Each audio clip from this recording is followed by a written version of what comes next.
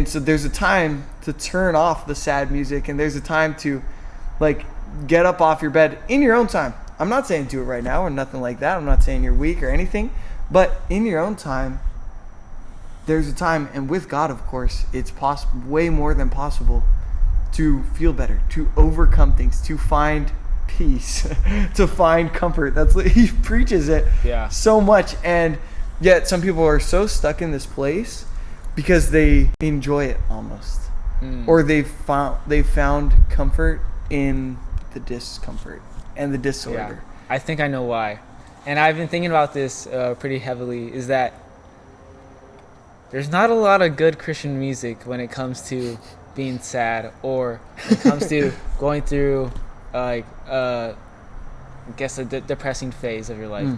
Because I'm not saying that it's bad in the sense of the content and the words and being uplifting, but sometimes you listen to rap because it says the words that you can't say in a church. And those are the things you really feel in that moment. Like, oh, I'm angry, I just want to do all this stuff. And that's stuff that relates to you. So it's kind of hard to listen to Christian music when it's always joyful all the time, because it goes against what you're feeling.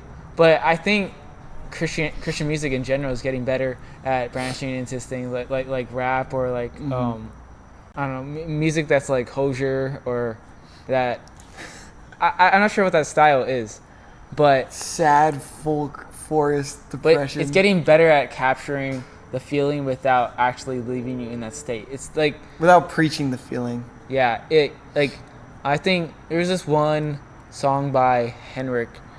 He used to be a Christian rapper, but he's now more into folky. Yeah, folky type style. More sad and that guy's a Christian. Reflective. Yeah. Oh, no way. I only know one song. And there's this one song that is talking about the struggle of like resisting sin, or the struggle of being a Christian. David Kushner in his song is that I forget the lyrics, but it goes through his process of fighting sin. Nice. That like he wants to do it, but he's not doing it, but it's still a struggle. And I think that's the things that Christians are kind of looking out for, is like songs that are relatable. Yeah.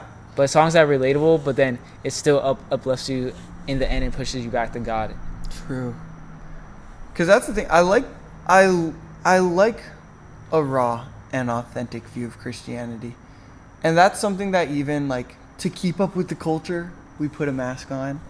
And so it's like when a church is trying to keep up with the culture, they also kind of have to put a mask on in a way. And I think something about being so authentic just gives way more leverage and way more truth and way more reality to things.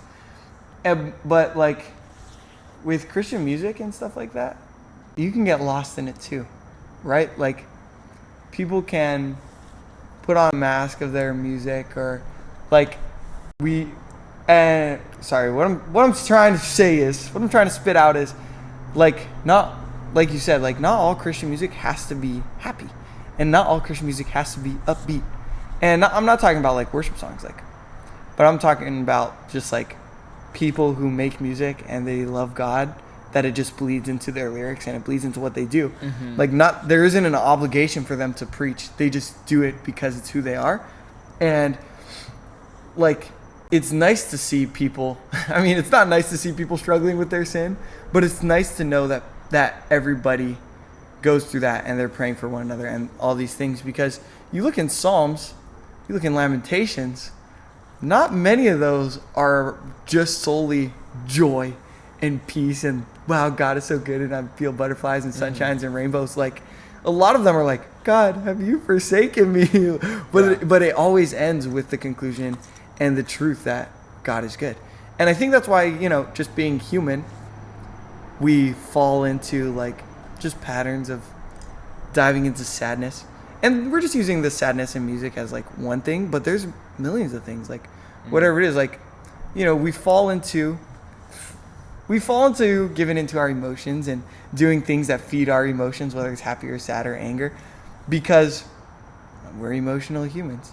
And I think that's where where we trip up and fall into those areas and all those things, because we have these emotions and all these things. But like, yeah, like if you're looking at the Psalms and all this stuff, it usually starts with these emotions, and it starts with these feelings, and it starts with these fears. God, I think my enemies are gonna destroy me, or God, can you just save me? All these things. I'm stuck in the mud. I'm stuck in the mire. Mm-hmm. All these things. It's like starts with this problem, but it never ends with that problem, you know. And that's the thing, is like the sad music. It's relatable because we go through these things, but it just stops right there. These scary movies, it starts with these fears. It shows all these things, and it usually ends right there too. But with God, with God, it's a better conclusion. It brings in the full truth. You know, fear, chaos, it is true. And these are realities of life. But if you know God, there's a hope for the future. And so it's like, I say it's just like God is the conclusion that everyone is kind of waiting for in a way. And, you know, that goes for a lot of things. But it's like even going back to the mega churches and stuff, like sometimes they get so many people because they play solely into emotion.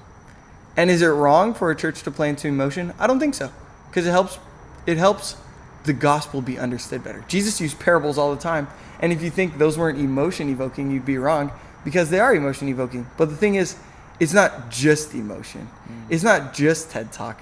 It's like, here's a parable that tugs on the heartstrings a little bit, but let me break it down for you and explain why it shows a greater story to all of this, and how it shows we're sinners, we need God, and God saves, and all this stuff, and how we need to believe in him and trust in him even when it goes against our emotions.